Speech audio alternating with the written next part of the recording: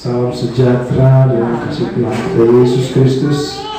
Suatu sukacita untuk berada lagi dalam ibadah kita. Amin, saudara. Minggu lalu kami ada di Bandung, dan seharusnya pun malam ini kami ada di Bandung, tetapi kami tetap harus berusaha untuk ambil bagian dalam ibadah kita. Amin.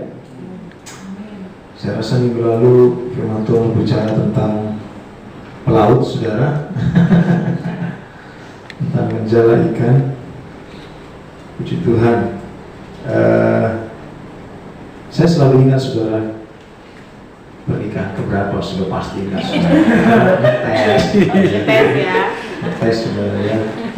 Puji Tuhan. 16 Agustus, saudara ya.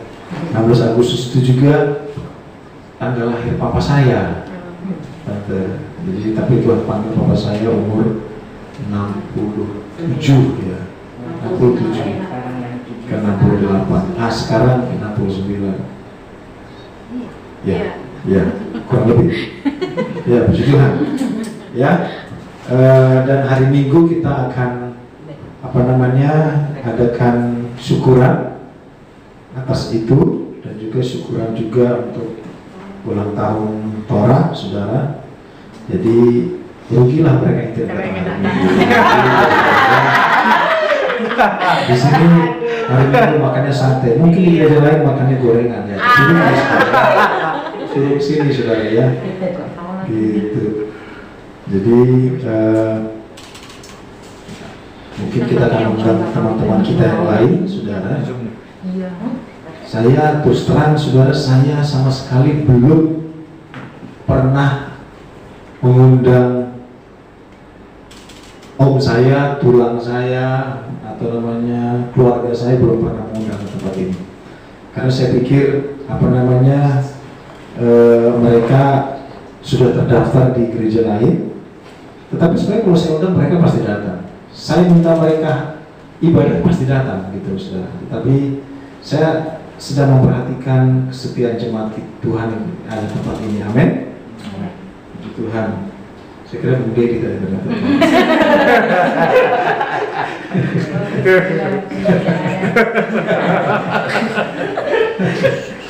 Puji Tuhan.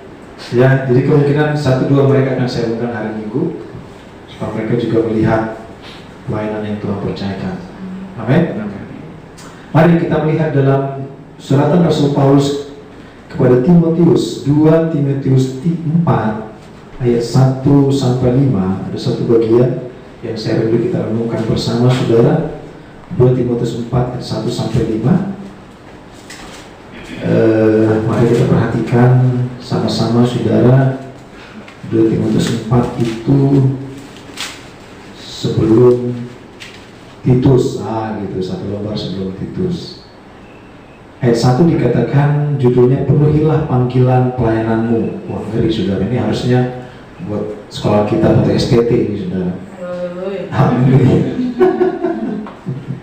Di hadapan Allah dan Kristus Yesus yang akan menghakimi orang yang hidup dan yang mati. Ngeri, saudara ya. Berarti Yesus Kristus adalah yang akan mengadili orang hidup dan yang orang mati nanti, saudara ya. Jadi semua agama mengakui itu. Aku berpesan dengan sungguh-sungguh kepadamu demi pernyataannya dan demi kerajaannya.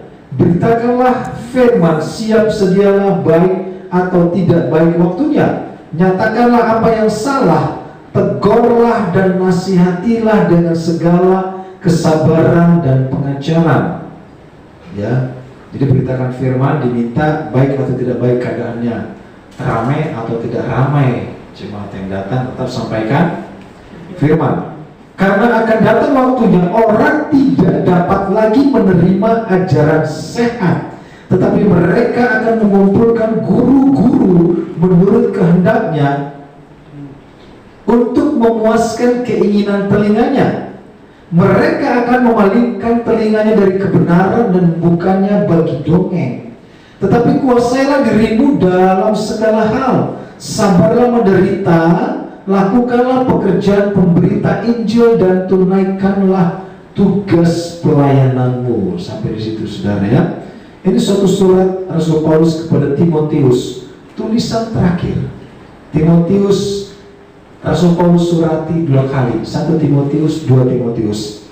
Pada saat Rasul Paulus ada di penjara saudara di Filipi. Saudaraku, dikatakan bahwa keadaan akhir zaman akan semakin tidak menentu. Tetapi atas nama Kristus yang akan menghakimi engkau dan saya, yang akan menghakimi di ujung dari kehidupan kita, di ujung dari akhir zaman, bahwa kita harus siap sedia memberitakan firman, melakukan pelayanan kita. Karena apa? Ayat 3, karena akan datang waktunya orang tidak dapat lagi menerima ajaran sehat, tetapi mereka akan mengumpulkan guru-guru menurut kehendaknya untuk memuaskan keinginan telinganya. Dalam terjemahan bahasa Inggris saudara, ayat 3 ini dikatakan saudara, for the time will come when they will not endure sound doctrine, but after their own lust shall they heap to themselves teachers having itching ears. Artinya telinganya gatal saudara. Dikatakan mereka nggak tahan mendengar doktrin yang benar. Dan dikatakan but after itu mengejar. Jadi sebenarnya konteksnya bukan hanya mereka mengumpulkan guru-guru untuk keinginan telinga mereka, karena mereka nggak tahan dengan doktrin yang benar. Tetapi mereka mengejar juga guru-guru itu. Saudara, Tuhan izinkan pandemi 2 tahun terakhir saudara, kita duduk diam di rumah. Banyak yang duduk diam, banyak juga yang masih onsite. Tetapi saudara, saya mau katakan mayoritas seluruh dunia itu online ibadahnya. Saudara mengumpulkan guru-guru, mengumpulkan pengajar-pengajar yang senang kita dengar, bukan hanya kita panggil mereka, hebat banget ya, panggil gue khotbah ya, tapi khotbah yang enak-enak gue dengar ya, bukan. Tetapi kita bisa meraihnya lewat online, betul ya. Wah, kita senang dengan pengkhotbah si A, wih koleksi ini. Kita senang pengkhotbah si B, wah koleksi ini. Tetapi tahukah kita saudara, yang sesungguhnya yang perlu kita dengar adalah doktrin keselamatan. Di saat pemberitaan firman bukan lagi bicara tentang dosa, itu bukan firman. Di saat firman tidak lagi berbicara tentang surga dan neraka, itu bukan firman. Artinya kita diizinkan melakukan segala sesuatu kalau kita boleh, tapi tidak saudara. Amin. Saya ingin kita melihat dalam 2 Timotius 3:16 persis sebelumnya. 2 Timotius 3:16 dekat sekali dengan ayat tadi, pasal 4 tadi. 2 Timotius 3:16 dikatakan segala tulisan yang diilhamkan Allah memang bermanfaat untuk apa? Mengajar, untuk menyatakan kesalahan, untuk memperbaiki kelakuan, dan untuk mendidik orang dalam kebenaran. Amin. Ini yang harus kita terima dan ini yang harus diberitakan. Saya tidak melihat di sini ada dikatakan bahwa segala tulisan Allah untuk bermanfaat untuk memperkenalkan gue kepada orang lain, menceritakan kehidupan gue kepada orang lain, untuk membuat gue populer, tidak saudara. Tetapi firman jelas mengatakan bahwa untuk mengajar, menyatakan kesalahan, memperbaiki kelakuan, dan mendidik orang dalam kebenaran. Selain itu, menurut saya diragukan konteks firman-nya. Sehingga zaman sekarang orang saudara mulai mencari ke kanan dan ke kiri. Kebenarannya elok saudara. Koleksi khotbah yang menyenangkan telinga kita. Kebenarannya elok, kita mendatangi gereja-gereja yang enak kita dengar saudara. Tetapi menurut konteks ini, karena akan datang waktunya orang tidak dapat lagi menerima ajaran sehat. Berbahaya saudara.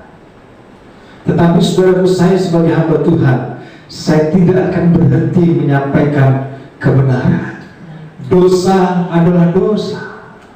Ada sorga dan neraka yang menanti di ujung hidup kita, seperti dikatakan, di hadapan Allah dan Kristus Yesus yang akan menghakimi orang hidup dan orang mati. Apa gunanya kita beribadah sepanjang umur hidup kita? Apa gunanya kita mengkoleksi semua video foto yang enak, tetapi di ujungnya engkau tidak selamat? Itu ngeri, saudara. Lebih bagus kita jahat sekali ya. Kalau ujungnya kita tahu kita masuk neraka, ngapain beribadah? Udah jadi jahat sekali ya. Saya mau katakan, saudaraku, Tuhan ada. Amin. Kita mendengar berita yang paling hangat sekarang. Ujungnya karena Tuhan ada. Karena ada darah yang berteriak. Saya sudah sampaikan kemarin. Darah yang berteriak. Dan Tuhan mendengar itu. Dan Tuhan harus mengintervensi dengan caranya.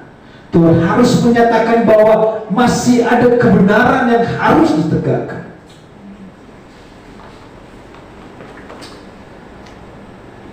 Mereka akan memalingkan telinganya dari kebenaran dan membukanya bagi apa? Dongeng, saudara. Dongeng cerita palsu, kesaksian palsu, saudara. Pagi tadi saya mendengar suara Tuhan, dan Tuhan ajak saya makan roti. Wih, ngeri, saudara. Ngeri. Dongengnya dari mana gitu loh. Terus dia mulai cerita, dulu saya begini, dulu saya begitu. Kita tetap pada garis kebenaran bahwa memang sudah waktunya. Orang gak suka dikoreksi, saudara. Emang orang gak suka mau dikoreksi? Emang orang gak suka berbilang lu tuh harus hidup dalam kebenaran, bro? Jangan sampai apa kita lakukan itu terlalu sia-sia, saudara. Kami pun tidak mau melayani Tuhan dengan sia-sia.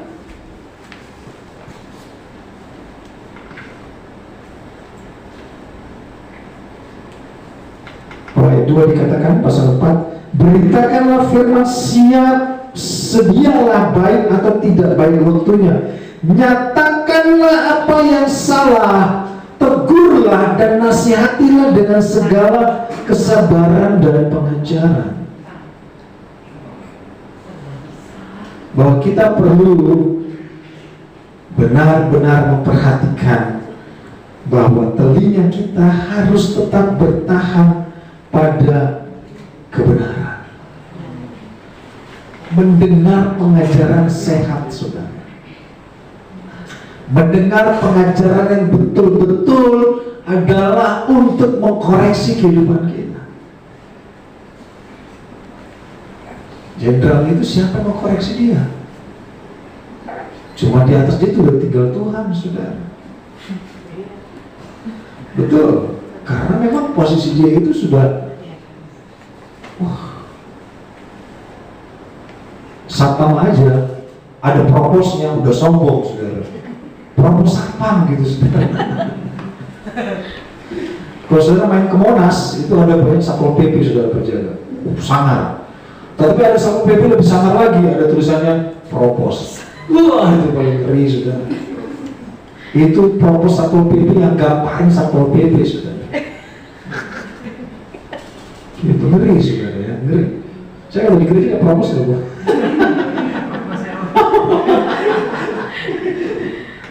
Ngeri, saudara. Itu perlu karena untuk mendisiplinkan. Tetapi bagaimana kalau yang melakukan itu adalah si propos tersebut? Aduh, nggak ada lagi mengkoreksi. Hanya Tuhan, benar. Tuhan langsung intervensi, ya. Saudaraku, kita perlu dikoreksi. Kita perlu didisiplinkan, saudara. Kita perlu mendengar mana ajaran sehat yang menempat dosa dan mengingatkan bahwa ada sorga, ada neraka, saudara. Saya harus tegas, saudara. Tadi kesaksian Ibu Zubaida.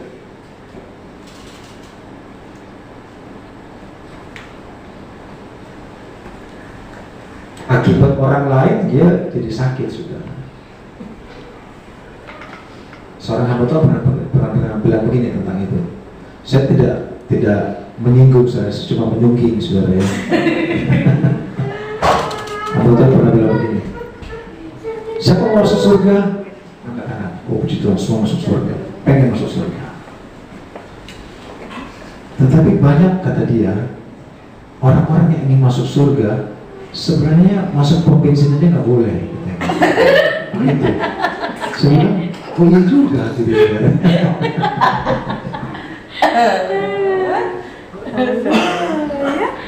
Karena akan datang waktunya orang tidak dapat lagi menerima ajaran sehat, tetapi mereka akan mengumpulkan guru-guru menurut kehendaknya untuk memuaskan keinginan telinganya. Seberapa banyak orang sekarang, saudara, senang dengan pengajaran-pengajaran yang ada di online, saudara. Saya mengatakan begini, loh, Om, emang salah? Oh, nggak salah, saudara. Nggak salah. Tetapi itu bisa menghilangkan gairah kita untuk kita mendengar firman yang sesungguhnya. Ngerti ya maksudnya ya? Di saat kita mengumpulkan banyak pengajar-pengajar di handphone kita, favorit, like, dan semuanya, itu bagus-bagus. Tetapi itu akan menghilangkan dan mengurangi paling tidak gairah kita kepada pengajaran sehat. Ya. Sebentar kita akan punya program online, saudara. Jadi saudara mau kesaksian panjang, monggo, mau nyanyi, monggo. Itu produk kita. Terus emang nggak boleh apa? Berarti om cemburu dong? Oh bukan begitu, maksudnya begini. Saya mau kasih gambaran. Contohnya ya, mungkin Bung Andi tiba-tiba main keluar. Terus dia ketemu sama temannya. Temannya ngajak makan. Oke, sama-sama lapar, makan dong. Terus pulang, Bu Andi bawa temannya pulang. Bu Hati sudah masak di rumah, sudah masak enak, semua jengkol nih, sudah lengkap. Tiba-tiba Bu Hati bilang, silakan duduk, Bu Andi dan temannya di meja makan, kita makan. Tiba-tiba temannya nyelutuk, kami udah makan tadi. Bu Hati semua. Walaupun Bung Andi pasti makan, tapi udah kenyang. Gairahnya itu sudah gak ada. Dia sudah jajan, saudara, makan semur jengkol tempat lain. Tapi semur jengkolnya mungkin dimasaknya pakai tangan, saudara. Diobok-obok, saudara. Sebenarnya makanan sehat yang bersih ada di rumah. Menunya mungkin mirip-mirip, tetapi sehatnya beda. Sehingga karena sudah makan di luar, dalam tanda kutip makan kurang sehat, gairah makan makanan sehat buatan istri udah berkurang, saudara. Besoknya Bu Wati bilang, gue gak mau masak, lu makannya terus di luar. Bahaya. Ini yang sedang terjadi zaman sekarang, saudara. Orang mengatakan, kan Tuhan sama, fine. Tetapi saya mau garis bawahi, saudara, bahwa Tuhan pun melihat kesetiaan dan ketekunan kita. Amin.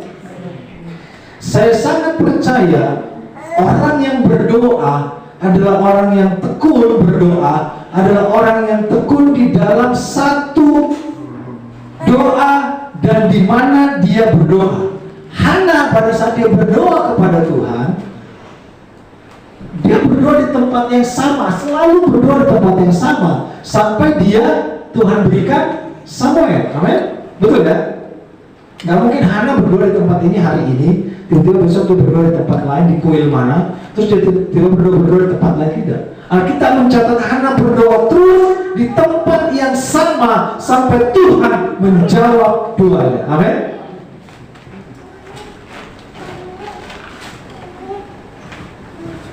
Kita memperhatikan, saudara, Kisah Para Rasul pasal 1. Kisah Para Rasul pasal 1 ayat 14. Kalau ada orang telepon saya lagi khotbah lagi, ini hamba Tuhan lagi mau telepon, saudara. Saya kirim mengajak. Tadi siang saya dapat WA, bro ngopi yuk, kebetulan. Mungkin di rumahnya nggak ada kopi sudah. Saya nggak ngopi. Bingung saudara. Makanya ibu siapin kopi di rumah supaya soalnya jangan ada orang ngopi di rumah. Ya, Kisah Rasul pasal 1 ayat 14 dikatakan saudara, mereka semua bertekun dengan sehati dalam doa bersama-sama dengan beberapa perempuan serta Maria ibu Yesus dan dengan saudara-saudara Yesus. Bertekun sehati bersama-sama. Dan saya yakin tempatnya pun sama saudara. Amin. Jadi di saat kita bertekun sehati, di sana Tuhan ada. Kisah Rasul 2 ayat 42 kita bandingkan saudara. Kisah Rasul 2 ayat 42 dikatakan mereka bertekun dalam pengajaran Rasul-Rasul dan dalam persekutuan, dan mereka selalu berkumpul untuk membacakan roti dan berdoa. Jadi ternyata saudara, ketekunan itu penting dalam kita berdoa, menyampaikan permohonan kita kepada Tuhan. Tetapi semuanya saya perhatikan identik dengan tempat yang sama. Tidak mungkin orang bisa bertekun, berdoa di tempat yang berbeda. Itu namanya tidak bertekun saya rasa. Masuk akal nggak sih ya? Jadi kalau begini, tiba-tiba Bung Andre bertekun berdoa di tempat ini, terus dia berdoa di tempat lain, itu saya rasa bukan bertekun. Bertekun itu bertekun berdoa di tempat yang sama, sehingga Tuhan dengar doanya. Yakub berdoa di tempat yang sama, sehingga di situ batu itu dia melihat langit terbuka. Bertekun itu kalau orang gini, orang atlet. Seorang guru katakan, kamu mau ikut olimpiade nggak? Oh siap. Kamu senang apa? Saya senang berenang. Oke. Kalau gurunya bilang gini, kamu bertekun aja berenang, dan bertekun juga tinju, bertekun juga kamu karate. Itu bertekun nggak sih? Tidak. Bertekun itu satu. Kamu bertekun berenang di tempat yang sama, berenang guru yang sama, bertekun pelatih yang sama, sehingga dia menjadi perenang yang handal. Tidak mungkin dia katakan kamu bertekun berenang, besok kamu bertekun main tinju, besok kamu bertekun karate. Itu bukan bertekun saudara. Itu namanya kacau, saudara.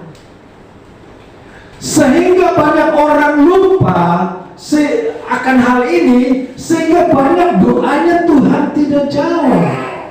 Karena pertama dia tidak bertekun, kedua dia berdoa tidak bertekun pada pengajaran rasul-rasul di tempat di mana dia menerima pengajaran yang sehat. Amin.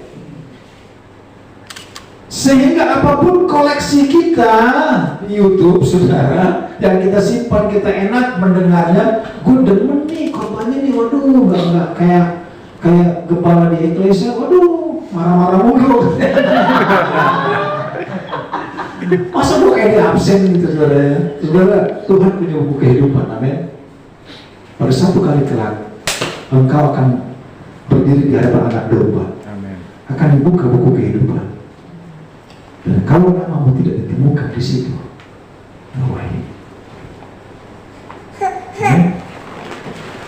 Pentingnya kita bertekun, pentingnya kita menerima ajaran yang sehat, sekalipun itu menegur, menemplak dosa, berbicara surga dan neraka. Itulah sebenarnya pengajaran yang sejati. Karena syarat masuk surga, saudara, tidak mungkin lebih mudah daripada syarat masuk pom bensin, saudara. Pasti lebih ribet, saudara. Pengajaran yang sehat, kita perlu bertekun, kita perlu melakukan kebenaran, saudara. Saudara, doamu mau dijawab, saudara bertekun seperti Hana bertekun di tempat yang sama, doa yang sama, permohonan yang sama, pengajaran yang sama, iman yang sama.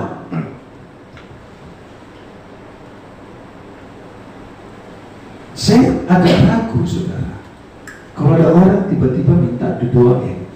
Saya bilang, ini bukan jemaat, tapi orang lain. Betul, kita doakan, saudara. Tuhan dengar doanya, mungkin Tuhan dengar doanya. Tapi takutnya Tuhan gak dengar juga. Karena malam ini dia di sini, besok malam di tempat lain minta doa juga. Besok malam di tempat lain dia minta doa juga, saudara. Minta doa juga. Buat saya itu bukan bertekun, saudara. Yang Tuhan mau adalah ketekunan, amin. Bertekun.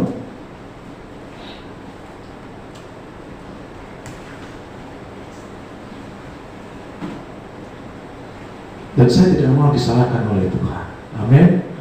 Saat Tuhan katakan sampaikan kebenaran, baik atau tidak baik keadaannya, menegur, mengajar, menyatakan kesalahan, memperbaiki kelakuan, itu yang akan kami sampaikan dan akan terus kami sampaikan. Supaya engkau dan saya dibentuk, supaya ujungnya namamu ditemukan di kitab kehidupan. Amin. Mari kita naikkan pujian, saudara, kita berdoa.